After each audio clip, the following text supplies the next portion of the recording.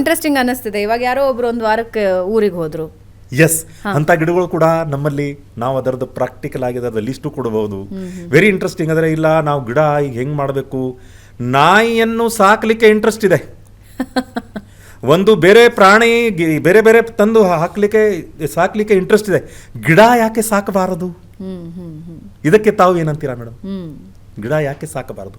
ಗಿಡದಿಂದ ಏನು ಬರುತ್ತೆ? ನೀವು ಮನೆಯ ಅಂಗಳ ಹಿಂದಗಡೆ ಹಿತ್ತಲಲ್ಲಿ ಒಂದು 5 ಜಾತಿಯ ಗಿಡಗಳು ಬೆಳೆಸಿದ್ರೆ ಆ ನೆರಳನ್ನು ಕೊಡುತ್ತೆ, ಪ್ಲಸ್ ಫ್ರೂಟು ಕೊಡುತ್ತೆ. ಅದಕ್ಕೆ ಒಂದ್ಸಲ ಒಂದು ಗಿಡ ದೊಡ್ಡದು ಹಚ್ಚಿದ್ರೆ 3 ವರ್ಷ ಆದ್ಮೇಲೆ ಅದಕ್ಕೆ ನೀರು ಬೇಕಾಗಿಲ್ಲ.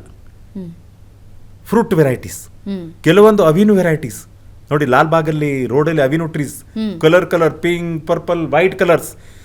ನಮ್ಮ ರೋಡಿನ ಮೇಲೆ ನಾವು ಫಾರ್ ಎಕ್ಸಾಂಪಲ್ ಈಗ ಈ ಜೆಟಿಡ್ ಕಮ್ಯುನಿಟಿ ಈಗೆಲ್ಲ ದೊಡ್ಡ ವಿಲಾಸು, ರೋಡ್ಸು, ಅದು ಇದೆಲ್ಲ ಮಾಡ್ತಾ ಇದ್ದಾರೆ.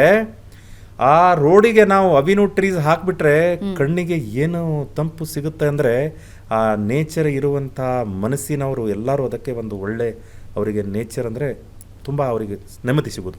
ಹಾಗೆ ಮಾಡ್ತಾ ಹೋದರೆ ತುಂಬ ನಾವು ಮುಂದೆ ಬರೋ ದಿನದಲ್ಲಿ ಪ್ರತಿಯೊಂದು, ಈಗ ನೋಡಿ ಲೇಔಟ್ ಎಲ್ಲ ಮಾಡ್ತಾರೆ. What purpose to do the landscape? Garden ಯಾಕೆ ಮಾಡಬೇಕು? ಪರ್ಪಸ್ ಇರುತ್ತೆ.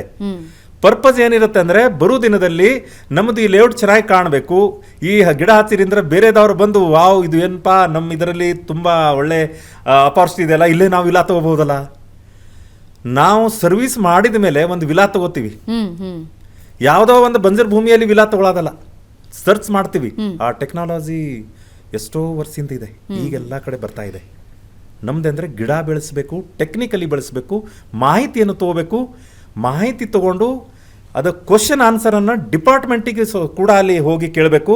ಅವಾಗ ನಾವು ಪ್ರಾಕ್ಟಿಕಲ್ ಆಗಿ ಗಿಡಗಳು ಬೆಳೆಸಲಿಕ್ಕೆ ನಮ್ಗೆ ಯಾವುದು ಅಭ್ಯಂತರ ಇಲ್ಲ ಅಂತ. ಸ್ವಲ್ಪ ಮುತುವರ್ಜಿ ಕೊಟ್ರೆ ಲ್ಯಾಂಡ್ಸ್ಕೇಪ್ ಮಾಡಬಹುದು ಅಥವಾ ಕೈತೋಟ ಮಾಡಬಹುದು. ಇದಕ್ಕೆ ಯಾವುದು ಎಜುಕೇಶನ್ ಬೇಕಾಗಿಲ್ಲ, ಇದಕ್ಕೆ ಯಾವುದು ಟೆಕ್ನಾಲಜಿ ಬೇಕಾಗಿಲ್ಲ.